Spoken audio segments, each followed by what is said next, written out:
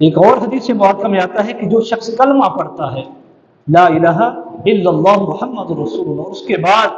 7 درود پاک پڑھ لیتا ہے اللہم صلی علی یا صلی اللہ علیہ وسلم، یعنی جو بھی درود پاک آتا ہے وہ پڑھ لے، تو یہ جملہ اس کے منہ سے ایک سبز مرغ کی طرح نکلے گا۔ جب کلمہ شریف پڑھے، لا الہ الا اللہ کا ذکر کرے، تو ساتھ میں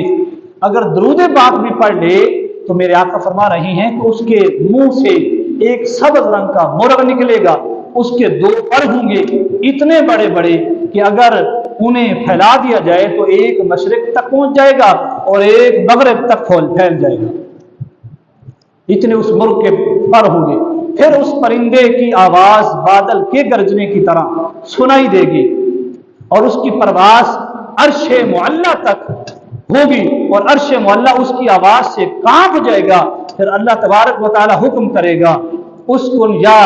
مدحتی و مدحت النبی جی، وہ پرندہ کہے گا کس طرح چپ ہوں، کس طرح چپ رہوں، کس طرح خاموش ہوں، جبکہ میرے کہنے والے کو ابھی تک تیری رحمت نے نہیں بخشا۔ تو یہ حکم 3 بار ہوگا اور وہ پرندہ 3 بار یہی سوال کرے گا، اللہ کا فرمان ہوگا، میرا رب فرمائے گا، اللہ کا حکم ہوگا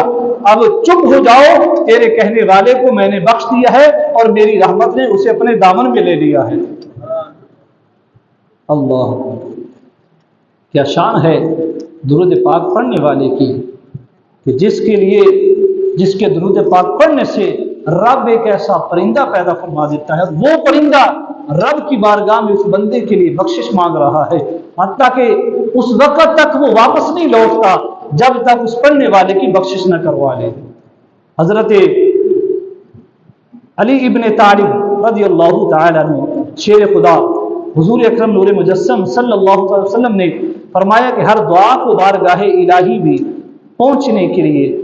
ان حجابات سے گزرنا پڑتا ہے جو آسمانوں کے درمیان ہیں۔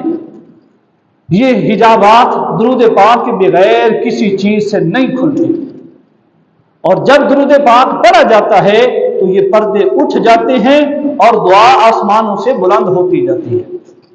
جب کوئی بندہ دعا مانگتا ہے تو حضرت علی المرتضیٰ شیر خدا فرما رہے ہیں کہ میرے آقا نے فرمایا کہ چونکہ دعا آسمانوں کی طرف جو ہے وہ چڑھتی ہے، لوٹتی ہے، تو ان آسمانوں میں حجاب ہے، تو وہ حجاب کیسے کھلیں گے؟ میرے آقا فرما رہے ہیں، اس کا جواب دے رہے ہیں، اس کا حل بتا رہے ہیں، اس کا ہمیں کلیہ دے دیا کہ فرمایا وہ حجابات جب بندہ مومن